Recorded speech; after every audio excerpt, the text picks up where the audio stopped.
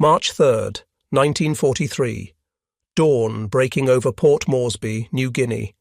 Major Edward Larner's hands were steady on the control column of his B-25 Mitchell bomber as he watched his fuel gauges and listened to the rhythmic thunder of twin Wright Cyclone engines. Through the scratched plexiglass of his cockpit window, he could see 11 more B-25s forming up behind him, their propellers cutting silver circles through the tropical morning air. What the Japanese convoy steaming toward them in the Bismarck Sea did not know was that in the next 15 minutes, everything they believed about naval warfare would be shattered by a bombing technique so dangerous, so unorthodox, that conventional military wisdom had labelled it nearly suicidal. The mathematics of destruction were about to be written not in the traditional language of high-altitude precision bombing, but in a new dialect of violence measured in feet above the waves. 200 feet. That was the altitude at which Larner and his squadron would attack, skimming the ocean surface at speeds between 200 and 250 miles per hour, close enough to taste the salt spray, close enough to see the expressions on enemy faces before their bombs skipped across the water like stones thrown by giants. The Japanese had sailed from Rabaul believing their convoy was safe under the protection of 8 destroyers and dozens of Zero fighters. They discovered that the rules of naval engagement had changed forever. The transformation had begun 2 months earlier in the headquarters of Lieutenant General George Kenney, commander of the 5th Air Force. Throughout 1942, American bombers had been spectacularly ineffective against Japanese ships. Flying at safe altitudes of 5,000 to 10,000 feet, bombardiers watched helplessly as their weapons fell wide of manoeuvring vessels, their bombs creating impressive geysers of water but scoring precious few hits. The statistics were devastating. In one convoy interdiction attempt in January 1943, American aircraft flew 416 sorties and managed to sink only 2 ships while damaging 3 others. The Japanese were resupplying their garrisons in New Guinea with near impunity, and the tide of the Pacific War hung in the balance. Kenney was a problem solver, a fighter pilot from the First World War who had developed a reputation for unorthodox thinking. He understood that conventional bombing doctrine was failing, because ships could maneuver away from bombs dropped from altitude. The time it took for a bomb to fall from 10,000 feet gave captains nearly a minute to turn their vessels, presenting smaller targets or steering between the falling weapons. The solution required bombers to attack from altitudes so low that ships would have no time to react. But flying within a few hundred feet of heavily armed warships violated every principle of bomber survival. Anti-aircraft guns at that range would have clear fields of fire. A single hit could destroy an aircraft instantly. The risk seemed enormous. Yet Kenney had heard of a technique that might change everything. Major William Benn of the 63rd Bombardment Squadron had successfully employed skip bombing at Rabaul on October 22nd to 23rd, 1942, attacking at night and sinking ships by releasing bombs that bounced across the water like flat stones on a pond. The concept was elegantly simple. If a bomber approached a ship at extremely low altitude and released its bombs at high speed with delayed fuses, those bombs would skip across the water surface, bouncing into or under the target vessel before detonating. Ben had proven the tactic worked in combat, but he died on January 18, 1943, when his B-17 disappeared over New Guinea before he could perfect the technique for large-scale daylight operations. No one had yet attempted coordinated attacks by entire squadrons. No one had perfected the modifications needed to make medium bombers survivable at masthead height. No one had trained complete units in the split-second timing required to skip bombs successfully while under intense enemy fire. Until now. The architect of the modified B-25 was Major Paul Gunn, a former naval aviator whose wife and children had been trapped in the Philippines when the Japanese invaded. Gunn's personal rage against the enemy combined with his mechanical genius to produce what became known as the Commerce Destroyer. Working in primitive maintenance facilities at Port Moresby, Gunn and his team stripped the bombardier position from the nose of B-25 Mitchell bombers and replaced it with 4 forward-firing 50-caliber machine guns. They added more weapons along the fuselage, eventually mounting 8 to 12 heavy machine guns that all fired forward. The result was a flying battleship that could pour devastating firepower into a target while approaching for a bomb run. The guns served multiple purposes. First, they suppressed anti-aircraft fire by sweeping enemy decks clear of gunners. The heavy slugs from 50-caliber weapons could penetrate destroyer hulls, knock out gun positions, and create chaos aboard target vessels. Second, the nose guns allowed the pilot to aim the entire aircraft like a giant weapon.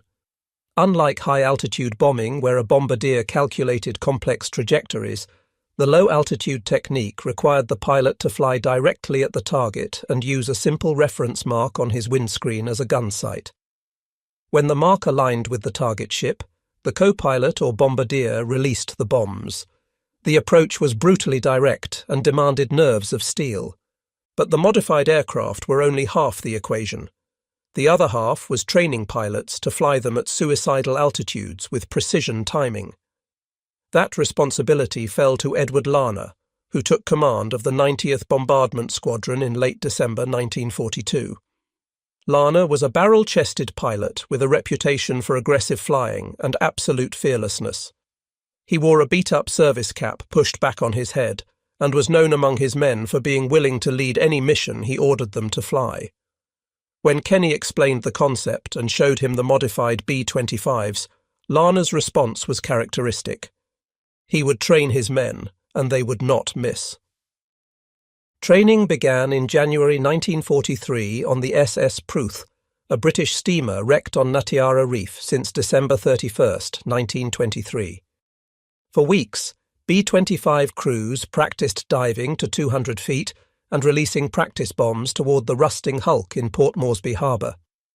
Each pilot dropped 30 to 40 bombs, learning to use a windscreen reference mark instead of a bomb sight. When one crew struck the wreck's mast and crashed, killing all aboard, the squadron attended the funeral and resumed practicing the next day. Larner drove his men relentlessly because he understood what was at stake. The Japanese were consolidating their hold on New Guinea, building airfields that could threaten Australia itself. American and Australian ground forces were locked in brutal jungle warfare against an enemy that refused to surrender. Every Japanese convoy that reached New Guinea meant more troops, more ammunition, more supplies that would cost Allied lives to overcome. The only way to stop the convoys was to sink them at sea. By late February 1943, the 91st Squadron was ready. Larner reported to Kenny that his boys were a cocky gang who would not miss their targets.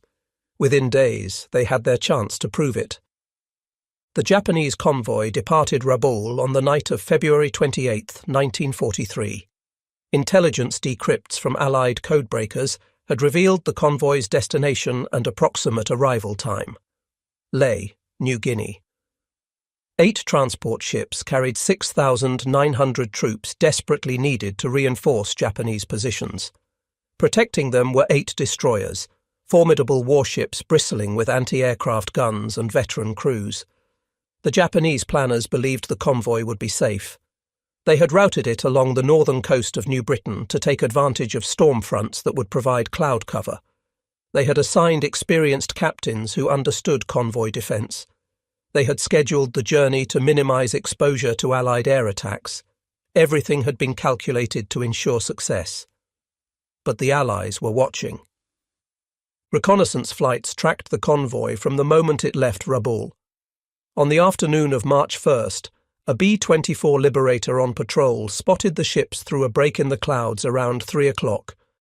The crew radioed the coordinates and the convoy's course. At 5th Air Force headquarters, the information triggered a carefully prepared plan. Kenny assembled his forces. Heavy B-17 flying fortresses would strike first from medium altitude to scatter the convoy and force the ships into evasive manoeuvres. Then the real attack would begin. Modified B-25s from the 91st Bombardment Squadron, a 20 Havocs from the 89th Attack Squadron, Australian Beaufighters armed with cannon and machine guns, all attacking at masthead height in coordinated waves that would overwhelm the convoy's defences. The Japanese faced the full fury of low-altitude warfare for the first time on this scale. March 2nd began with frustration. Weather obscured the convoy through most of the day. B-17S sent to attack found only clouds and empty ocean. But by evening, the weather began to clear. On the morning of March 3rd, reconnaissance crews relocated the convoy steaming through the Bismarck Sea toward New Guinea. The ships were about 50 miles southeast of Finschhafen, exactly where Allied planners had predicted they would be. Kenny gave the order. All units would attack. The battle was about to begin. Lana gathered his squadron commanders for final instructions. The plan called for different aircraft to attack from different altitudes simultaneously, creating confusion and dividing the convoy's defensive fire. B-17S would bomb from 5,000 to 7,000 feet. Bowfighters would strafe at wave-top level. The B-25s would come in behind the bowfighters at 200 feet, using their forward-firing guns to suppress anti-aircraft fire while delivering their bombs. Lana's orders to his pilots were direct. Find your target. Come in fast and low. Use your guns to clear the decks. Skip your bombs into the hull. Get out fast. The formation would attack in elements of 3 or 4 aircraft, with wingmen providing covering fire while lead planes concentrated on bombing. They would approach targets from the beam, parallel to the ship's length, maximizing the target profile and giving the bombs the best angle for skipping into the hull. Timing was critical. Release the bombs too early, and they would bounce over the target. Too late, and the aircraft would be directly over the ship when the delayed fuses detonated, destroying bomber and crew. The margin for error was measured in fractions of a second. At 8:55 a.m., the call came. The convoy had been positively identified and was within range. Lana shouted to his squadron, "Cape Ward Hunt, 0930, let's go." Engines roared to life. Modified B-25s began taxiing toward the runway at Port Moresby. Behind them, 20 crews of the 89th prepared to follow. The plan called for all attacking aircraft to rendezvous over Cape Ward Hunt at 9:30 and strike at 10. As Lana's B-25 lifted off, he could see the coastline of New Guinea falling away behind him. Ahead lay open ocean and a Japanese convoy that had no idea what was coming. The flight to the target took less than an hour. At 10,000 feet, formation flying was smooth and the visibility was perfect. Lana could see the other elements of the strike force assembling. Heavy B-17s from the 43rd Bombardment Group climbed to altitude. P-38. Lightning fighters took up positions as top cover, ready to engage any Japanese fighters that might interfere. Australian bowfighters, twin-engine aircraft armed with 420mm cannons and 6 machine guns, dropped to wave-top altitude. Everything was coming together with textbook precision. At 9:55, lead B-17S spotted the convoy. 16 Japanese ships were visible on the water below, their wakes drawing white lines across the blue Pacific.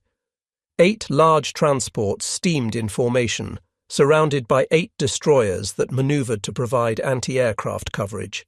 It was a formidable force, and the Japanese captains believed they were ready for any attack. At 10 a.m. precisely, the first B-17s began their bomb runs. Flying at 7,000 feet, they released 1,000-pound bombs that fell toward the convoy in long arcs. The Japanese response was immediate and intense. Destroyers and transports opened fire with every anti-aircraft gun they possessed. The sky filled with black bursts of exploding shells. Tracers arced upward in streams of fire.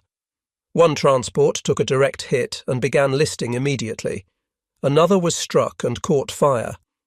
But most of the high-altitude bombs missed, creating massive columns of water that drenched the ships but did no damage.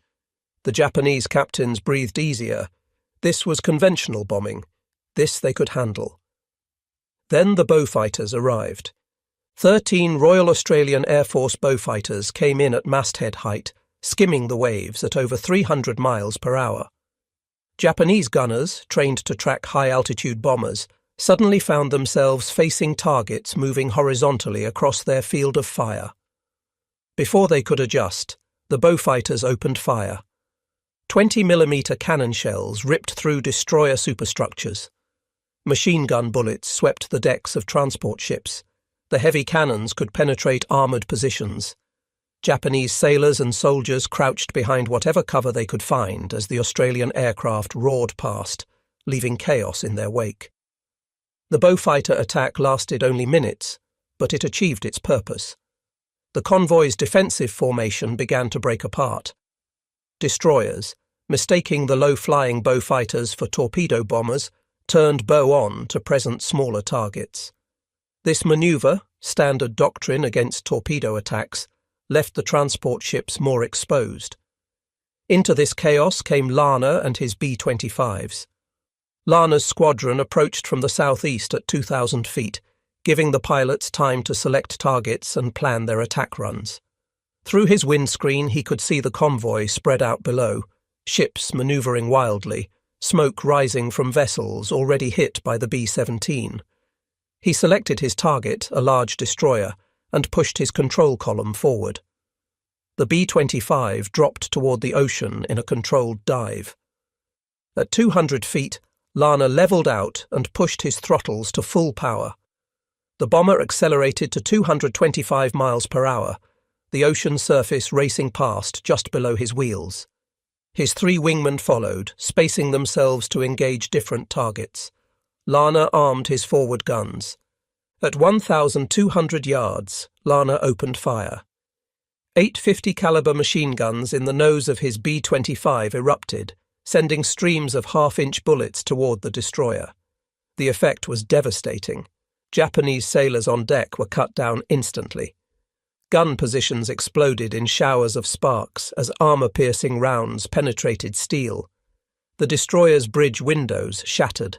Chaos erupted aboard the enemy vessel as gunners tried to return fire while being shredded by American machine guns. Lana held his course rock steady. The reference mark on his windscreen aligned perfectly with the destroyer's waterline. At 300 yards, his co-pilot called out ranges. 200 yards, 100 yards. At the precise moment, Lana's bombardier released two 500-pound bombs with 5-second delay fuses. The bombs dropped away and immediately struck the water. The delayed fuses prevented them from detonating on impact. Instead, the bombs skipped, bouncing off the ocean surface like stones, carried forward by their momentum. The first bomb struck the water, bounced once, and slammed into the destroyer's hull at the waterline. The second bomb followed, hitting the water and skipping directly under the vessel. Lana pulled back on his control column, and the B-25 roared over the destroyer's mast with feet to spare. His gunners in the waist positions fired continuously, raking the destroyer's deck as they passed overhead. 5 seconds after the bombs hit, while Lana's B-25 was a quarter-mile away, the delayed fuses detonated. Twin explosions ripped through the destroyer. The first bomb blew a massive hole in the hull at the waterline. The second bomb, exploding underneath the keel, broke the destroyer's back. The vessel began settling immediately, its watertight compartments flooding faster than damage control crews could respond. Behind Lana, his wingmen were executing their own attacks. Lieutenant Charles Howe went after a transport ship, his nose guns clearing the deck of personnel before his bombs skipped into the vessel's side. Captain John Hennebury, leading the second element, fired continuously as he approached another transport, his tracers walking across the ship's superstructure. One of Hennebury's bombs scored a direct hit amidships. The transport shuddered from the explosion, fire erupting from its cargo holds.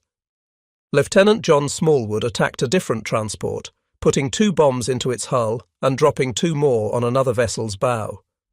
All around the convoy, B-25s were executing perfect attacks. The technique that had been tested in isolated night raids at Rabaul was now working flawlessly on a massive scale. The Japanese response was hampered by the sheer speed and violence of the attack. Anti-aircraft gunners found themselves engaging targets that were on top of them before they could aim. The 50 caliber suppression fire from the B-25s made it nearly suicidal to man exposed gun positions. Sailors who did try to fight back were cut down by streams of bullets. The water-skipping bombs themselves were devastating. Unlike high-altitude bombs that could be evaded by manoeuvring, these weapons came in so fast and so low that evasion was impossible. By the time a lookout spotted an incoming B-25, the bomber had already released its weapons. Captains watched helplessly as bombs skipped across the water directly toward their ships, striking hulls with tremendous force before the delayed fuses sent explosives tearing through vital compartments. Following the B-25s came 12 A-20 Havoc light bombers from the 89th Attack Squadron, also flying at masthead height. Major Glenn Clark led the first wave of 6 aircraft, and as they approached the convoy, Clark could see explosions and fire from the B-25 attacks. He selected a large freighter as his target and began his run. At 200 feet and 240 miles per hour, Clark fired his forward guns and released 2 bombs. The weapons skipped perfectly, striking the transport and setting it ablaze. Clark's wing clipped the ship's radio mast as he pulled up and over, but his A-20 remained flyable. He circled and could see his target, later identified as Taimei Maru, burning fiercely from multiple hits. Other A-20 pilots attacked with equal success. Captain Ed Chudoba bombed the same freighter Clark had hit, ensuring its destruction. Captain Dixie Dunbar and Lieutenant Jack Taylor attacked Kembu Maru, the smallest ship in the convoy. Their bombs struck home, and the vessel began sinking immediately. Above the low-level carnage, P-38 Lightning fighters engaged Japanese Zero fighters that had arrived to protect the convoy. The air battle was fierce but brief. American pilots, flying aircraft superior to the Japanese fighters in speed and firepower, shot down enemy planes with methodical efficiency. 3 P-38s were lost in the engagement, but their sacrifice ensured that the bombers could continue their attacks without interference. The Japanese fighters that did break through to attack the B-25s and A-20 found the bombers' defensive firepower formidable. Waist gunners and tail gunners on the American aircraft shot back fiercely, and several Japanese fighters went down to bomber defensive fire. By 10:15 a.m., just 15 minutes after the attack began, all 8 transport ships had been hit, and most were sinking or ablaze. 3 of the 8 destroyers had been badly damaged or were already going under. The water of the Bismarck Sea was filled with debris, oil slicks, and Japanese sailors abandoning ship. Above the devastation, American and Australian aircrew could barely believe what they were witnessing. The technique they had practiced for weeks had exceeded all expectations. The low-altitude attacks were not just effective, they were devastating. The convoy that had left Rabaul with such confidence was being systematically destroyed. But the battle was not over. The Japanese were nothing if not tenacious, and the remaining destroyers continued fighting even as transport ships burned around them. That afternoon, Allied aircraft returned to complete the destruction. The second wave repeated the morning's devastating pattern. More B-17 bombers bombed from medium altitude, while B-25s executed precision low-altitude runs. By 3:36 p.m., 8 transport ships and 3 destroyers were at the bottom of the Bismarck Sea. The destroyer Tokitsukaze floated helplessly through the night and finally sank at sundown on March 4th. Only 4 destroyers managed to escape: Shikinami, Asagumo, Yukikaze, and Uranami. Even these vessels were damaged. The human cost of the battle was staggering. Of the 6,900 Japanese troops who had departed Rabaul bound for Leh, only about 1,200 made it ashore. Another 2,700 were rescued by destroyers and submarines and returned to Rabaul, but most had lost their weapons and equipment. Approximately 2,890 Japanese soldiers and sailors were killed, either going down with their ships or drowning in the oil-slicked waters of the Bismarck Sea. For the Allies, the losses were remarkably light. 13 American and Australian air crew were killed. 10 died in combat, while 3 perished in an accident. 8 airmen were wounded. 4 aircraft were lost in combat, 1 B-17 and 3 P-38s. 1 B-25 and 1 Beaufighter crashed in accidents. Against 12 Japanese ships sunk and thousands of enemy troops killed, the exchange rate was almost unbelievable. The controversy came afterward, and it haunted some of the participants for the rest of their lives. On March 4th, Allied aircraft and PT boats patrolled the waters where the convoy had been destroyed, searching for survivors. The orders were brutal and unambiguous: strafe the lifeboats, machine gun the rafts, prevent Japanese soldiers from reaching shore where they could be rearmed and sent back into combat. The rationale was coldly logical.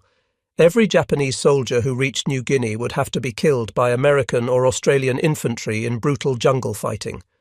Better to finish them in the water than to face them again on land. But the execution of the order was devastating to those who carried it out. Pilots reported sighting groups of 200 survivors on rafts and receiving orders to attack until there were no survivors. PT boats machine-gunned Japanese in the water through the night. The justification offered by American commanders pointed to Japanese atrocities and tactical necessity. During the battle, Japanese Zero fighters had strafed American airmen who had bailed out of a damaged B-17 called Double Trouble, shooting them as they drifted down in their parachutes. Allied soldiers fighting in New Guinea had witnessed Japanese troops conducting bayonet practice on prisoners, engaging in cannibalism, and refusing to surrender even when facing certain death. The brutal reality of the Pacific War made mercy seem like a luxury neither side could afford. Yet for the aircrew who carried out the attacks on survivors, the mission was haunting. Some struggled with the memory for decades. They understood the military necessity. They had heard the stories of Japanese atrocities, but shooting helpless men in the water violated something fundamental in their understanding of warfare. General Douglas MacArthur called the Battle of the Bismarck Sea the decisive aerial engagement of the war in the Southwest Pacific. His assessment was accurate. The battle proved that land-based aircraft could destroy naval convoys without the support of surface ships or carriers. It demonstrated that low-altitude bombing was not a desperate gamble, but a reliable tactic that could be practiced and perfected. Most importantly, it closed the sea routes to New Guinea. After witnessing the destruction of the Ley convoy, Japanese commanders made no further attempts to reinforce their New Guinea garrisons by ship. The isolation of Japanese forces on the island was complete, and their eventual defeat became inevitable. For Edward Larner, the architect and leader of the attacks, the victory was the high point of his military career. He had taken a technique that had been tested in isolated night raids and perfected it through relentless training, then led his men into combat with results that exceeded every expectation. His B-25 crews had scored 17 direct hits out of 37 bombs dropped, an accuracy rate that high-altitude bombing could never achieve. Kenny praised Larner and recommended him for promotion and decoration. The 90th Bombardment Squadron became legendary throughout the Pacific Theatre. Sadly, Larner did not survive to see the end of the war. On April 30th, 1943, less than 2 months after his triumph at the Bismarck Sea, he was killed in a flying accident. Coming into land at Dobodura Airfield, he performed his trademark manoeuvre, diving toward the runway and pulling up sharply into a chandelle. The stunt had always been spectacular and slightly dangerous, but Larner had performed it dozens of times without incident. This time was different. His B-25 was heavily loaded with fuel, 8 passengers, baggage, tools, and 2,000 pounds of bombs. When he pulled back on the control column at the bottom of the dive, the overloaded bomber stalled. It went into a flat spin, crashed, and exploded on the ground. There were no survivors. Larner left behind a wife and 2 daughters. He was buried at Port Moresby with full military honours, his legend secured by the 15 minutes of combat that changed naval warfare forever. Captain John Hennebury, one of Lana's wingmen in the Bismarck Sea attack, took command of the 90th Squadron and led it through the rest of the war. The squadron continued using the techniques Lana had perfected, sinking dozens more Japanese ships throughout 1943 and 1944. Henneberry himself rose to the rank of Major General and eventually served as President of the Air Force Association, carrying forward the legacy of innovation and aggressive leadership that Lana had exemplified. The tactical innovations developed for the Battle of the Bismarck Sea spread throughout the Pacific Theatre and beyond. Other squadrons converted their B-25s into gunships, adding nose cannons and forward-firing machine guns. A-20 and B-26 units adopted low-altitude attacks as standard procedure for anti-shipping operations. The technique even spread to the Mediterranean theatre, where American bombers used it against German and Italian vessels. The British, who had experimented with similar tactics early in the war, refined their own version after learning of the American success. The psychological impact on Japanese naval forces was profound. Ship captains who had once felt relatively safe when protected by destroyer escorts and fighter coverage now understood that they were vulnerable to attacks they could not evade or defend against effectively. The convoy system that had sustained Japanese garrisons across the Pacific became untenable in areas where Allied land-based aircraft could operate. Japanese planners were forced to rely increasingly on submarines and fast destroyer runs conducted at night, accepting far lower cargo capacities and much higher risk. The Battle of the Bismarck Sea validated Lieutenant General Kenny's strategic vision. His insistence on modifying conventional bombers for unconventional missions, his willingness to embrace unorthodox tactics, and his ability to identify and promote aggressive leaders like Lana proved decisive. Kenny's approach became a model for air power employment in the Pacific. He demonstrated that innovation and adaptation could overcome numerical and geographical disadvantages. The 5th Air Force under his command dominated the skies over the Southwest Pacific, providing the air superiority that made MacArthur's island hopping campaign possible. The technical lessons were equally significant. Aircraft designers learned that medium bombers could be successfully modified for roles far beyond their original specifications. The B-25 Mitchell, designed as a conventional medium-altitude bomber, became one of the most versatile aircraft of the war after being converted into a gunship. The forward-firing armament concept influenced post-war attack aircraft design. The principle of combining suppressive fire with precision weapons delivery became fundamental to close air support doctrine.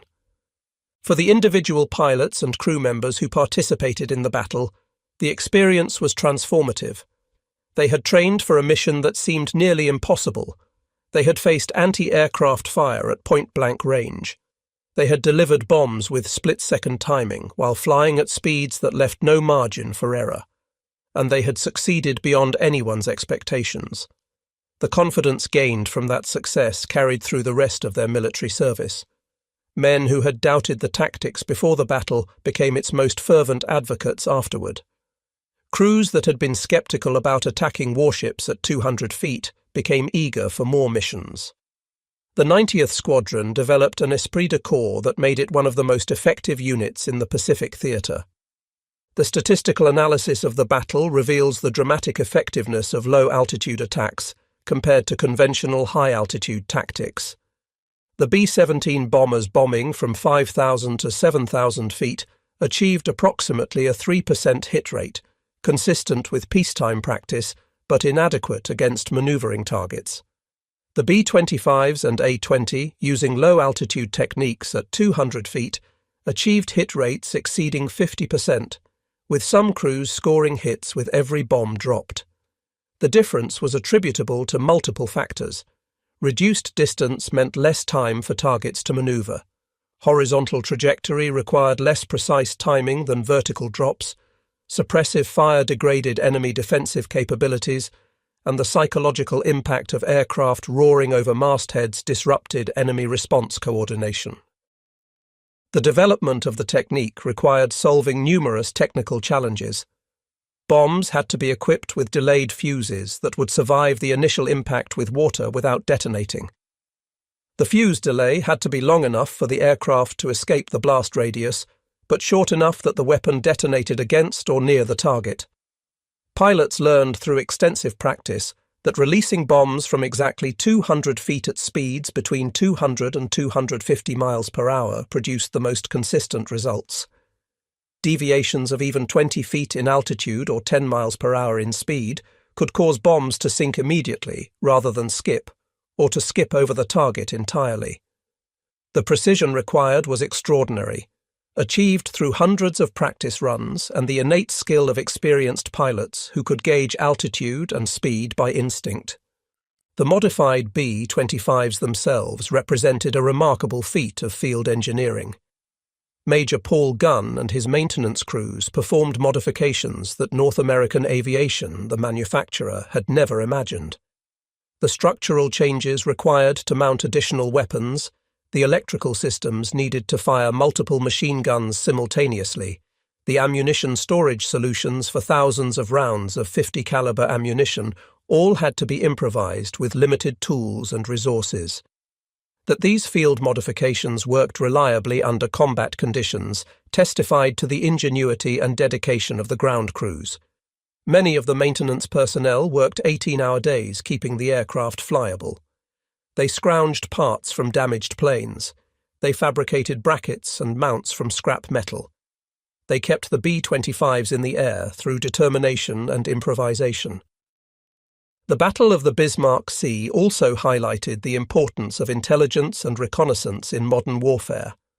The Allied victory was possible only because codebreakers had revealed the convoy's route and destination. Reconnaissance aircraft had located and tracked the ships despite bad weather. Communication systems had coordinated attacks by multiple squadrons across vast distances.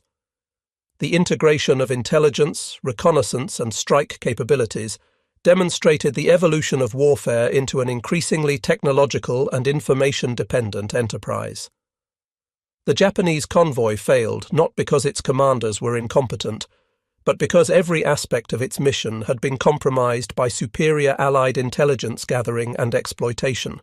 In the broader context of the Pacific War, the Battle of the Bismarck Sea marked a turning point in the struggle for New Guinea.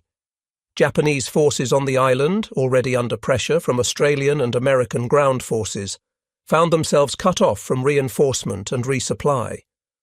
The garrison at Lae, which the destroyed convoy had been intended to reinforce, fell to Allied forces 6 months later in September 1943. The Japanese defensive perimeter contracted inexorably as island after island fell to American amphibious assaults, supported by overwhelming air power. The air superiority that made these invasions possible was built on the foundation laid at the Bismarck Sea. The battle demonstrated that Allied forces could dominate not just the skies, but also the seas around contested territories through innovative application of land-based air power. The human dimension of the battle deserves remembrance. Beyond the statistics of ships sunk and aircraft lost were individual stories of courage and sacrifice. The B-17 crew who bailed out of double trouble only to be machine-gunned by Japanese fighters while dangling helplessly in their parachutes. The P-38 pilots who went down fighting to protect the bombers. The Japanese sailors who stayed at their posts firing anti-aircraft guns even as their ships disintegrated around them. The Allied aircrew who flew mission after mission, knowing that a single mistake at 200 feet meant certain death. War demands courage from all participants, and the Battle of the Bismarck Sea witnessed extraordinary courage on both sides. The controversy over attacks on survivors has never been fully resolved. Military historians generally accept that the decision was militarily justifiable within the context of total war in the Pacific. Every Japanese soldier eliminated at sea meant lives saved among Allied ground forces, who would otherwise have faced those soldiers in combat. Given Japanese tactical doctrine that emphasized fighting to the death and made surrender almost unknown, allowing survivors to reach shore guaranteed more casualties later. Yet the ethical dimension remains troubling. Attacking helpless men in the water violated codes of military honor that dated back centuries. The pragmatic argument that Japanese forces would have done the same, and had done worse, does not fully address the moral complexity. Some participants struggled with the memory for the rest of their lives, while others maintained that they had simply done what war required. Modern military analysts studying the Battle of the Bismarck Sea identify several key factors that contributed to Allied success. Tactical innovation driven by operational necessity solved the problem of hitting maneuvering ships. Realistic training prepared crews for actual combat conditions. Combined arms coordination used different aircraft types in complementary roles.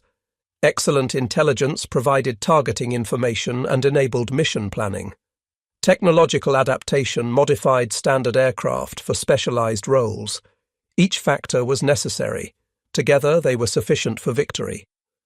The battle serves as a case study in how innovation, training, intelligence, and combined operations can overcome numerical or technological disadvantages. Edward Larner's legacy extends far beyond his short life. His willingness to embrace an unconventional tactic and his skill in training men to execute it saved countless Allied lives. Every Japanese soldier who died in the Bismarck Sea was one less enemy that American or Australian infantry would face in the jungles of New Guinea. Every ship sunk represented one less cargo of weapons and ammunition that would kill Allied soldiers. The technique Larner perfected became the standard for anti-shipping operations throughout the Pacific War. Thousands of Japanese vessels fell to low-altitude attacks over the following 2 years. The maritime supply lines that Japan needed to sustain its far-flung empire were systematically severed by aircraft flying at altitudes that conventional wisdom had deemed suicidal. In reunions held decades later, veterans of the Bismarck Sea battle spoke of the mission with a mixture of pride and wonder. Pride in their accomplishment. Wonder that they had survived. The 15 minutes of combat at masthead altitude, flying through walls of anti-aircraft fire, delivering bombs with split-second precision, had been the most intense experience of their lives.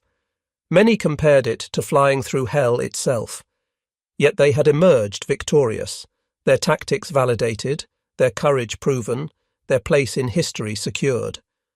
The principles validated at the Bismarck Sea remain relevant to contemporary military operations. Innovation can overcome conventional limitations. Realistic training prepares forces for actual combat. Integration of different capabilities achieves combined effects greater than the sum of their parts.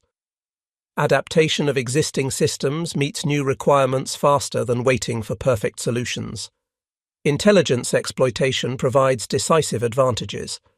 These lessons, learned in the skies over the Bismarck Sea 80 years ago, continue to inform military planning and execution.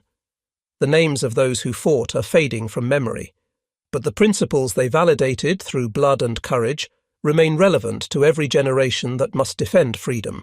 The Battle of the Bismarck Sea stands as one of the most decisive engagements in the Pacific War. A Japanese convoy that should have reached its destination safely was instead completely destroyed by innovative tactics executed with extraordinary skill. The technique that accomplished this victory was considered nearly suicidal by conventional military wisdom. Edward Larner and his men proved that conventional wisdom was inadequate. They flew at altitudes that invited destruction, dropped bombs with timing that allowed no margin for error, and achieved results that exceeded every expectation. 12 Japanese ships sank into the Bismarck Sea. Thousands of enemy soldiers died. The route to New Guinea was closed, and the course of the war shifted irrevocably toward Allied victory. All in 15 minutes of combat that demonstrated the power of courage, innovation, and determination. The forbidden tactic became the standard. The dangerous method became routine. The impossible mission became a template for countless successful attacks. Edward Larner did not live to see the final victory in the Pacific, but his contribution to that victory was immeasurable.